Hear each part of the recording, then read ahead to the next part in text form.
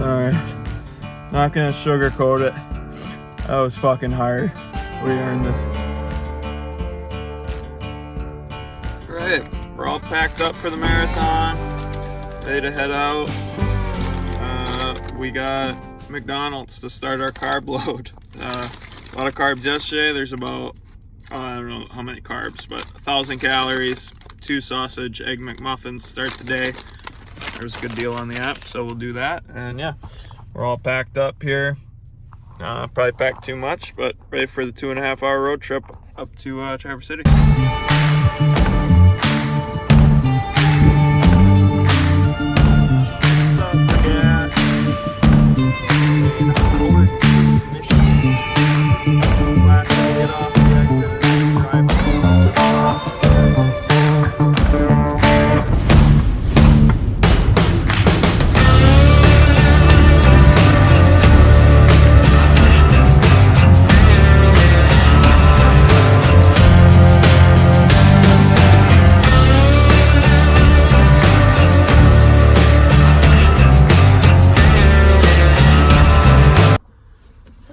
Bag secured, 10:47. Here we are in the car, getting ready for a shakeout run, changing my shoes out. Can't check into the hotel till 3 p.m. I think. It's about half an hour away. Got my bib at the expo, and then decided to just do a shakeout run here. So I'll show you the view shortly, but it's pretty cool as I tie my shoes in the car. But it is yeah, I don't know, I just drove the course and it's awesome. Beautiful course. Won't be a ton of crowd support because it's just along the Bayshore, but man, it's beautiful. If the sun even peeks out a little bit, it'll really be a beautiful day tomorrow. Yeah, that's what I'm looking at out there. Just fucking the bay. This is the Bayshore Park here. East Bay Park is the name of it. And yeah, we're gonna go for 2 miles here for a shakeout. And yeah, we'll be ready to go. It's finally happening. Tomorrow morning, 7:15, we run 26.2 miles. Getting in 2 easy miles now. Back to the hotel for a sleep. And it's game time, baby.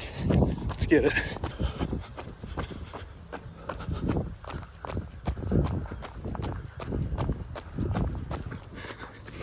The main decision tomorrow is, do I wear gloves or not?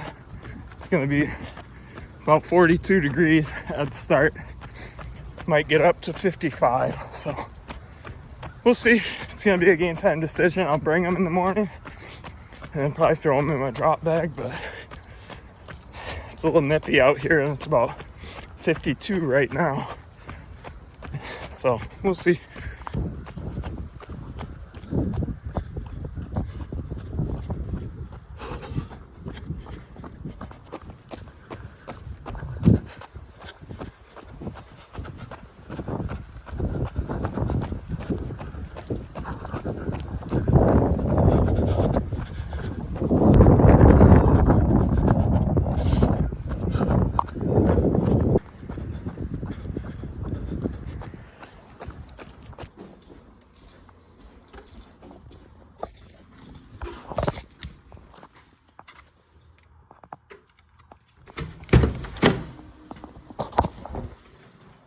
All right, here we are in the hotel.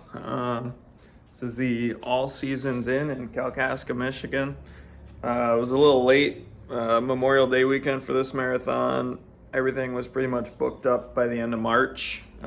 So that's when I got this room. It's not terrible. I mean, it's just your 2 queen beds. It was $100. Probably not the cleanest place in the world, but I don't know, seems all right. Nice big TV. I was not expecting this. Huge kitchen. Yeah, was not expecting that. That's actually huge. So I can keep my stuff in here. Got a little Domino's. I had Jersey Mike's for lunch. Just getting a lot of bread. These things are gas for getting your carbs. These little rice crisps, unreal. So yeah, I'll go a little more in depth into the nutrition in a second, but just got into the hotel room after a long day of traveling and the expo and shakeout run. So probably gonna pop in for, I don't know, maybe lay down for an hour. Try and stay awake, but just stay off my feet. Then maybe run to the grocery store one more time. That's right across the street in the parking lot. Then I'll break down what the plan is for the race, and we'll move on from there. So I briefly want to talk about how the expo was for this race. It was much different than my last race at the 25K. That was a whole big event, downtown Grand Rapids, in a huge convention hall type deal. For the Bayshore Marathon, they host it in a hockey rink. They take the ice out for the summer up here, and they just have the size of a hockey rink, which is good size space, but not a lot of vendors there or groups. I saw the legend of the Grand Rapids Marathon, Don Kern. He was there again, so gave him a little head nod, but not much going on. So it was just kind of a quick in and out. I have one picture that I'll throw up here maybe of what it looked like. But yeah, not much going on at the marathon. I was hoping to see Eric Floberg, my favorite runner personally. He's pacing this weekend at the marathon, so but was not there at the right time to see him. It was super busy, but yeah, so I'll show you the t-shirt, tech shirt. Pretty simple, but it's a nice Brooks shirt, so that's kind of cool. Be a good workout shirt compared to the regular cotton ones. They are definitely not as good, but yeah, we'll be wearing that one in the future. And I want to talk a little bit about how I've been preparing my body and fueling for this race. So I don't really know what I'm doing with the carb load. Obviously, this is my first full marathon distance race. So I don't know, I was kind of going off maybe at 500 grams of carbs, 500 to 600 grams of carbs the past 2 days. And so here's kind of what I've been eating to do that. These are incredible snacks. And none of this stuff is the healthiest. Definitely not my specialty, but just kind of loading up these little rice crisps. Awesome. A lot of carbs. It says right on there 14 grams of whole grains per serving. I think there's 20 grams of total carbs. So I've almost ate that whole bag these 2 days. I had one of these for breakfast along with some McDonald's on the road here. I'll do it for breakfast tomorrow. Before the race, I'll do a bagel, one of those, and also just a little granola bar, peanut butter pretzel granola bar. Those are good, along with an electrolyte mix, the Meyer strawberry flavor, really solid. 500 milligrams sodium in these, so I'll do one of these tonight as well before bed. And then from where I'm gonna park is about a 10-minute walk to the race. I will get this down, Gatorade, along with lots of water. And also what I've been eating throughout the day, it feels like it's been a ton. Like I'm not used to getting down this much food, but obviously McDonald's for breakfast. Then I had, right after the expo at about 12:30, I had Jersey Mike's. I was only able to get down half of a club sub there. It's a very filling sub, but I got half of it left, and I had just kind of ate and not done anything, so I wasn't super hungry there. But I just had 4 slices of a large pepperoni pizza from Domino's, kind of as my dinner, and I'm just still snacking on these, so that'll kind of be it for the carb load. So yeah, we'll try and get all the sodium and electrolytes in, and see how it goes. Hopefully I don't throw up on race day. It's currently 7 p.m. We're 12 hours from the start of the Bayshore Marathon. I got the kit laid out here. Obviously, gonna rock with our Go One More hat, as always. Got it cleaned, washed, ready to go. Changing the shirt up. It's gonna be a little colder, and I just think the sweat won't impact this shirt as much. Nice lightweight shirt, and I like the Detroit Muscle. Shout out to those guys there. Number 1047. Interesting for this marathon, they don't do like a tab for your drop bag. So they just write in Sharpie on the drop bag your number. So hopefully they don't lose my stuff. Rocking with the Saucony socks as always. And we got Lululemon shorts here. They have the best pockets for a full marathon to be able to fit these gels. I think it'll be no problem. They'll fit in there. An in-race fueling plan. We're gonna go for caffeinated gel first at mile 3. Then we're gonna go mile 7. So every 4 miles. So then 11. Then we'll go caffeine again at 15. We'll change up the flavor because on my last 15-mile race, these strawberry bananas were pretty bad by the end of it.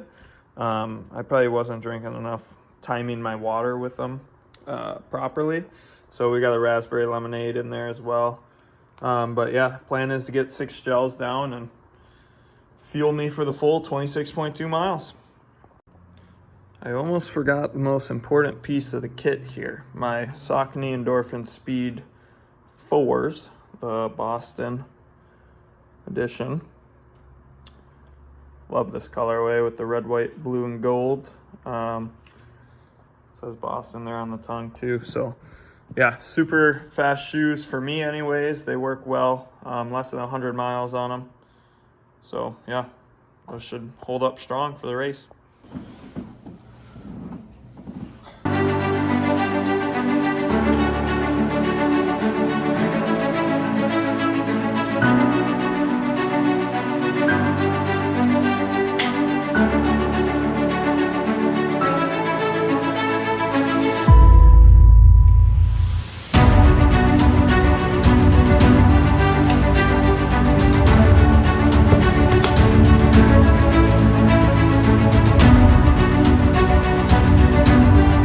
Morning of the race, it is like the most dialed it can be. All right, here we go. It is 5:19 in the morning. Almost showtime.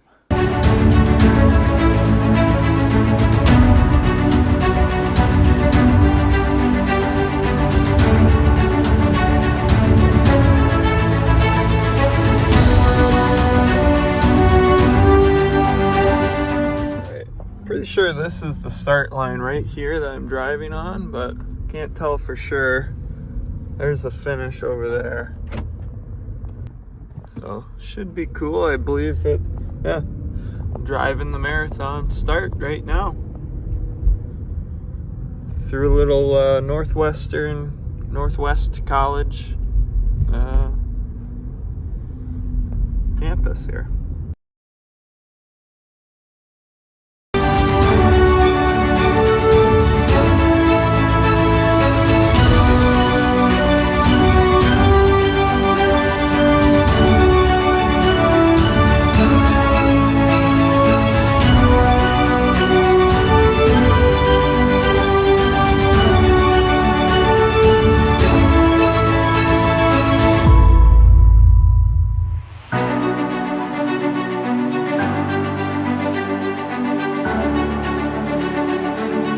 I just feel horrible everywhere.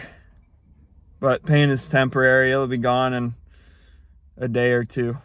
So that's why we do it right there. See what we're made of. We definitely saw that. We were made of something today. We're now a marathoner. All right. So It's been 2 weeks since the running of the 2025 Bayshore Marathon, so now it's time to break it down. Bib number 1047. All right, so race day morning. I parked about a 15-minute walk, about 0.7 miles from the actual start line. Had my headphones in, getting hyped up. I was in the right mindset, perfect weather, lots of energy, everyone walking over to the start of the race. So I got there, had to wait about 20 minutes to use the porta potty to go to the bathroom, but then we were ready to go on the start line.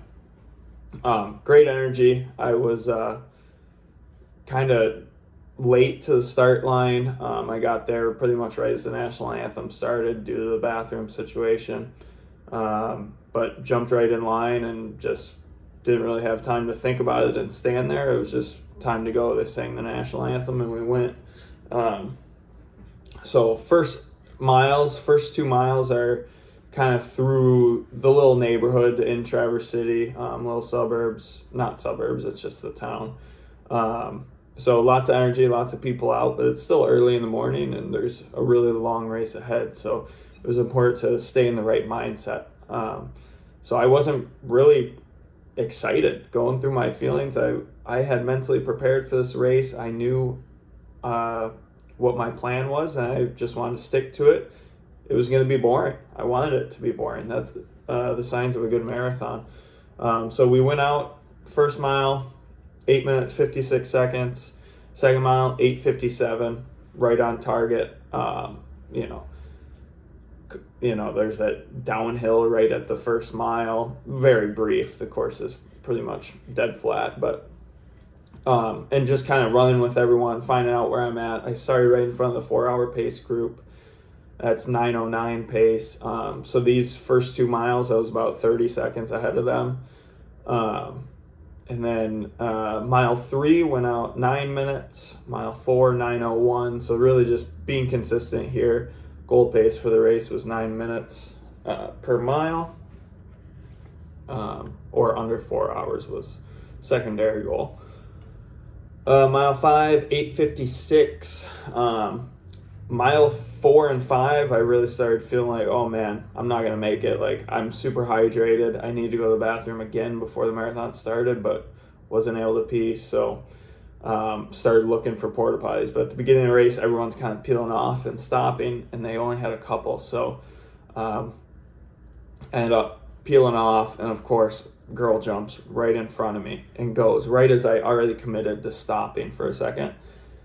And crazy story, but she opens it up and it's a disaster in this porta potty. Just mess everywhere, really gross, disgusting.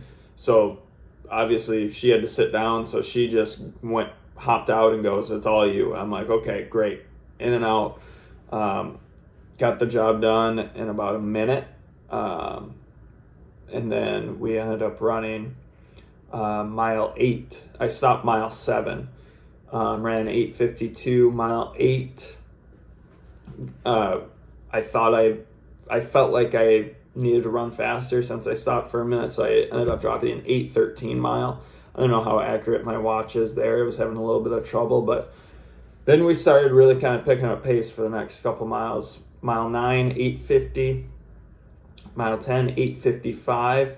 At this point, the half marathoners were coming past us and some of the elite marathoners, which is very cool. And on the out and back course, you can see the elite marathoners coming back. And I was looking for one guy specifically, obviously Eric Floberg, and ended up seeing him and I yelled "be about it" at him. I'll put in the clip here. You can faintly hear me yelling at him in his YouTube video.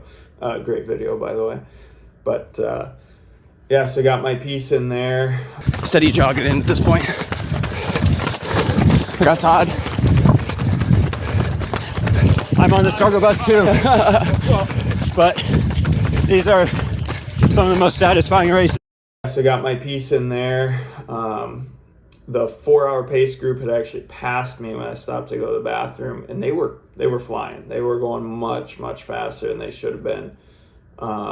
They were running about 8:50 pace for a while there to pass up to me. So then mile 12, I was still right behind the pace group. Mile 13, ended up catching them right at the turn. And this is where was feeling great. There was really no side effects. I was sticking to my pace. Gels were going down smooth. Perfect weather, just enjoying the show. But I needed to settle in and kind of find a groove for a couple miles. So for the next 3 or 4 miles, I decided to stick with the 4-hour pace group. And I was kind of just leading them, and yeah, I don't know, something about this group, like, I don't mind running with a group, but also I can't deal with the people talking. I am so dialed in when I get out there that I don't want to hear people chit-chatting and having a good time. Like, we're entering mile 14 and 15 of a marathon. I don't want to talk to you, you know. I just want to run my race, and it's nice being around people going the same pace for pacing strategy, but they're just yapping away. So I ended up just cooking by the pace group at mile, I think 15. I got a little bit ahead of them, ran an 8:54 there. Mile 16, 8:55. So I was pulling away from their 9:09 pace, and made some distance. And then, yeah, that's kind of when the race really started. So mile 18 is when I really started to notice that I was trying to negative split. It ended up being close. I didn't negative split, but it felt like I was perfectly on par with it. I started passing people, and that gets me going. Especially when you are in a group of crowds, and there's people cheering and you are passing people. Like, people love to see that. It's racing. So that really gets me going and motivated. So even though mile 18, you know, I was feeling it for sure. I'm pretty deep into a run, but I've been in this territory before in my training. So I just needed to see what I was made of here. So mile 18, I really made a move, and started cruising. Might have been a little too early. I think maybe I could have waited till mile 19 or 20 to really pick up the pace. But yeah, mile 18, 8:50 per mile. Mile 19, 8:50 again. Mile 20, 8:52. Mile 21, 8:43. This whole time I'm just counting down. I can run 7 miles fast at any time. I don't care if I'm tired or whatever. I run 7 miles every day. Mentally, I can go out and do this. I can get to the finish line. There was not a doubt anymore that I was gonna finish the race. And there were still questions, you know, don't burn out. So I finished under 4 hours, but it was, how much am I gonna beat this 4-hour goal by? So as I continue to pass people, couple of great crowd support, couple moments on the course. One gentleman who had passed me early on, ended up catching up to him. Older guy, but very fit. You know, he was doing his thing. Mile 21, there's just a single guy sitting on his front lawn. Everyone else is pretty quiet around him, but he's just sitting watching the race with a sign that says free beer, and he's got a cooler in his front yard. He's listening to country music. So the guy, I catch this older gentleman running, and I watch him right then and there. Stops, mile 21, grabs a beer, cracks it open, and he's drinking it while he stopped and walked down the course. I was like, all right, man, I can't be mad at that, like watching this guy drink a beer, but I still got a lot of work to do, 5 miles to go. So we kept pushing. Mile 23, there was a radio going, playing my favorite pump-up song of all time, Kickstart My Heart. So that got me going. I was pointing at people, and at this point I'm close to death. I'm really feeling the effort. So I'm pointing at them like, let's go. I needed that right now, getting the crowd into it, because I'm still passing people, you know. At the end of the marathon, people are just walking and whatever. I came out here to put on a great effort and put on a show. So we went out there and we did what we had to do and made the best out of the opportunity. So mile 24, 9:05. This is where we're hurting. We're hurting here. Mile 25, we pick it up 8:52.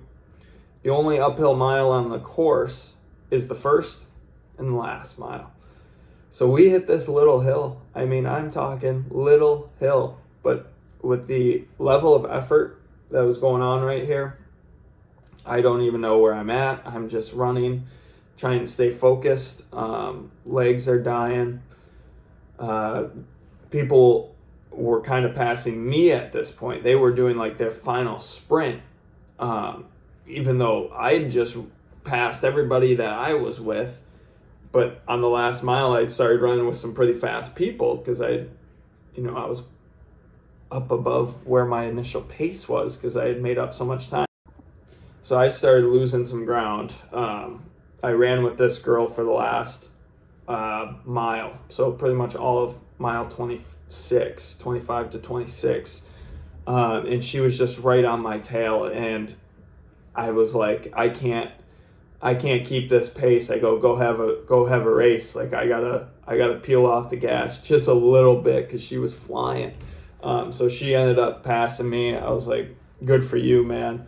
Like and at that point I didn't want to be passed by anybody, but I was fading and I just needed to get to the finish line. So round the corner, another little uphill, and then it goes on to the track. It's a track finish, which is really cool because they have the high school stadium stands and people are filled, and it's a good experience. They yelled my name about 200 meters out, like they see your bib number and announce that you're finishing. And there wasn't really anybody around me when I made the turn on, so I'm like, all right, let's just finish. Let's finish. Get across the line, good pace. We'll do a little kick at the end. Well, sure enough, 150 meters out, this girl just thinks she's gonna beat me to the line, and I look next to me, and I just go, "You want to put a sprint on?" So everything I had left, just completely deleted everything in my body. You can see in the photographs at the end at the line.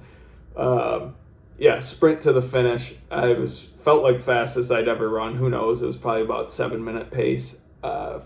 Maybe it might have been a little fast. It was everything I had. I beat her to the finish by a lot, and I could hear the crowd like, whoa, like they were cheering me on. And I don't like, no one's gonna beat me out at the finish. I don't care what your damn time is, whatever, and you're just having fun.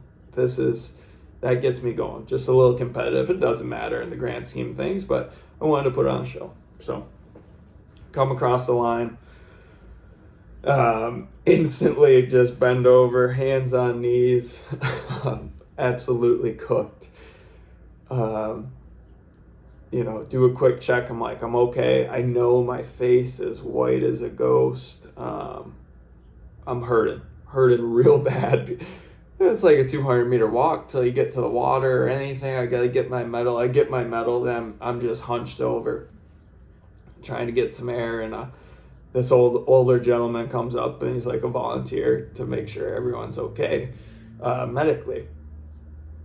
And he's like, do you need help? Do you need to sit down? I go, old man, give me a second here. There's no way in hell I'm letting you touch me and carry me out of here. I will walk fine. Just give me a second.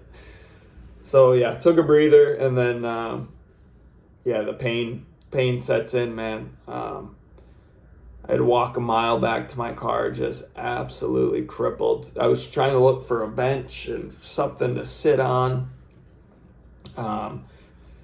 It was the legs. It was some serious pain. As you can see in my video, when I get to the car, it was something. But overall, incredible experience. I would recommend to everyone.